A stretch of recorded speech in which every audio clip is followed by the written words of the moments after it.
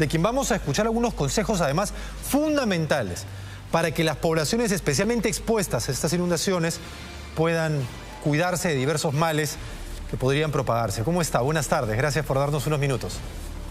Buenas tardes, ¿cómo está? Efectivamente, viendo la tragedia de nuestros compatriotas en el norte del país, el acúmulo de agua, esto nos va a traer muchas enfermedades, ¿no? Dentro de ellas ya conocemos el paludismo, el dengue, el Zika, enfermedades diarreicas, respiratorias, inclusive el COVID, porque va a haber acúmulo de personas, conglomeración de personas, y también leptospirosis y una serie de enfermedades que de por sí van a emerger.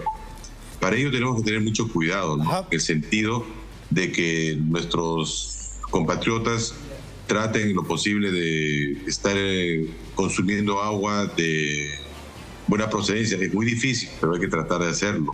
La higiene es importante. En estos acúmulos de agua que vemos en las imágenes, las aguas contaminadas, tanto por heces humanas, orinas humanas, así como roedores u otros animales salvajes, pueden llevar también bacterias. Por ejemplo, la leptospirosis, que es una bacteria que se sitúa en el agua y nosotros estamos cruzando esas aguas y tenemos heridas en la piel, por ahí pueden entrar los gérmenes y producirnos la enfermedad.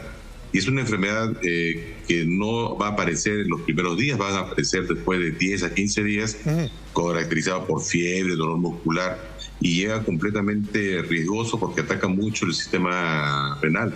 Es importante que mencione ello porque, claro, uno esperaría que el consumo de estas aguas, ¿no?, o el llevarse a la boca algo que haya estado en contacto con estas aguas puede enfermarlo, y efectivamente es así. Pero también el estar en contacto con estas aguas teniendo una herida podría ser el origen de un mal mayor. Claro, sí, efectivamente, inicialmente puede ser una infección, una piodermitis, una infección bacteriana, especialmente en las poblaciones vulnerables, los niños, los adultos mayores, las gestantes.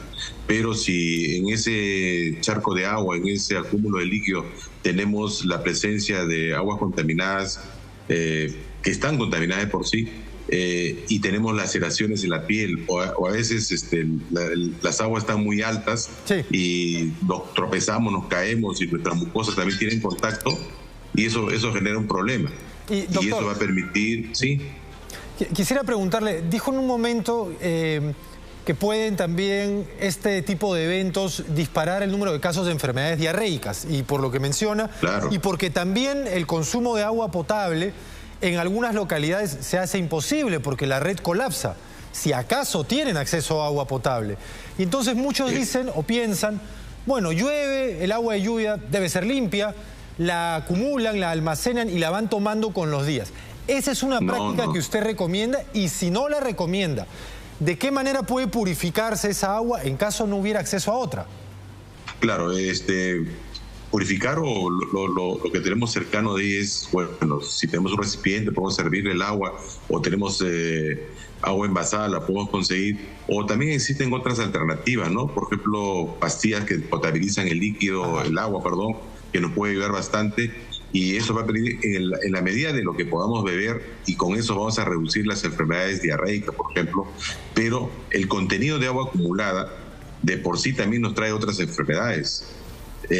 Paludismo, porque los mosquitos van a proliferar en mayor cantidad, el dengue, todas esas enfermedades, las enfermedades oculares inclusive, ¿no? Porque a veces la higiene, el agua nos genera un problema de contacto con partes contaminadas y nos podemos tener conjuntivitis, podemos tener inclusive problemas de salud mental también. Y hemos saliendo de un proceso, de una pandemia tan severa que nos ha acumulado años, tenemos problemas de ansiedad, de depresión. En este caso también puede ser otro causal importante, y eso tiene que tener en cuenta. Sí. Usted mencionaba paludismo, pero también podría ser dengue, especialmente endémico en la zona norte del país. Claro, cualquiera, el dengue, el paludismo, el Zika, porque el mecanismo de transmisión es el mismo. Y yo quisiera consultarle, doctor, ¿cuál diría usted que son los 2 o 3 males más comunes en situaciones como estas, en una combinación de inundaciones y calor, para que nos pueda contar cuáles son a su vez sus síntomas y así la población puede estar atenta y acudir rápidamente a un médico. Claro, generalmente los síntomas que vamos a tener van a generar síntomas generales, ¿no? Por ejemplo, la fiebre, dolor muscular, tos. Todos son síntomas generales que pueden ser la causa de cualquier enfermedad. Tenemos que estar pendientes de eso y acudir. Los centros de salud van a estar colapsados, pero también existen brigadas de salud, tanto el Ministerio de Salud como de Salud, que ya en Salud también envió al hospital de campaña para participar en este apoyo, que nos pueden ayudar y brindar este apoyo y seguir las indicaciones de las autoridades. Cualquier síntoma que genere, síntoma de alarma, fiebre, náuseas, vómitos, tos, dolores musculares, compromiso del sensorio, todo ello va a llevar a que tengamos que acudir, porque no todo lo podemos resolver nosotros estando en un lugar con mucha preocupación, con bastantes limitaciones, ¿no? Ahora, usted menciona lo fundamental que es acudir a un centro de salud, pero nosotros conocemos también de las limitaciones de nuestros centros de salud para poder atender a una enorme cantidad de pacientes. Por tanto, ¿qué le recomendaría a usted para evitar justamente que los centros de salud se vean colapsados? ¿Qué le recomendaría a los vecinos de estas zonas especialmente vulnerables? ¿Cómo deben de actuar? Pasos sencillos, prácticas diarias de higiene que pueden evitarles una enfermedad. Claro, la higiene, agua de buena procedencia o potabilizada, es difícil, se va a poder. El aseo también debe ser bastante frecuente, en lo posible con agua de buena procedencia. Después, el agua estancada que tenemos ahí, tenemos que tratar de desaguarla en lo posible. Por ejemplo, esa agua que vemos en la pantalla va a ser difícil hasta que deje de llover, eso va a demorar días. Así es. Pero cuando quede poco, tratar de sacar esos remanentes. Después, el cuidado que tengamos con esta población vulnerable en cuanto a la alimentación. La alimentación tiene que ser más o menos procesada o de buena procedencia en el sentido de que no tengamos más problemas digestivos. El punto también es, como mencionaste, nuestros hospitales, nuestros centros de salud ya casi van a colapsar con eso de acá. Entonces tenemos que cuidarnos nosotros. Nosotros tenemos que ayudarnos, compartir responsabilidades con los vecinos, con los amigos, con las comunidades, para ayudarnos y de esa manera protegernos hasta que solamente lleguen a los centros asistenciales los casos un poco más complicados o severos, aunque también es muy difícil de controlar eso, ¿no? Pero bien señala usted que este es un tema social, es un tema de los vecinos, no es un asunto individual, sino es un asunto que requiere de solidaridad y de sentido de comunidad. Y me estaba mencionando, y efectivamente lo ha visto en las pantallas, pues estos aniegos enormes que evidentemente hasta que uno espere que se termine evaporando o se termine filtrando, pueden pasar días y ello se convierte en un caldo de cultivo para, por ejemplo, los mosquitos. ¿Hay algún, yo no sé si esto puede agravar el problema, pero ¿hay algún químico, algo que usted recomiende que puede lanzarse al agua para evitar que en ella proliferen las larvas de los mosquitos? ¿O eso podría exponer a otros males a la población local?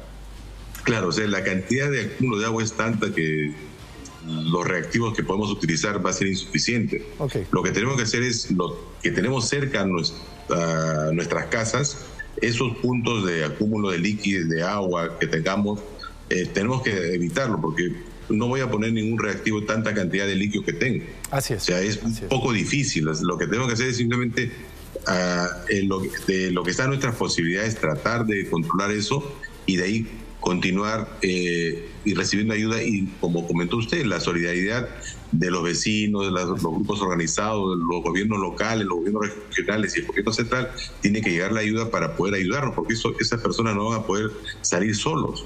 Eso tiene que ir una cadena de ayuda compleja y completa y oportuna también.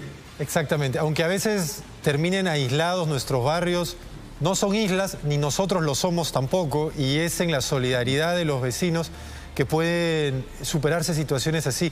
Yo le agradezco mucho, doctor, que nos haya dado estos minutos. Son varias las recomendaciones que ha dado y de ejecución inmediata, ¿no? Y bien señala, hay que cuidar que no quede agua emposada. En caso de quedar agua emposada, de pronto también la adquisición de mosquiteros, cubrir ventanas, tratar de evitar que, si va a haber mosquitos, que estos no ingresen a las viviendas.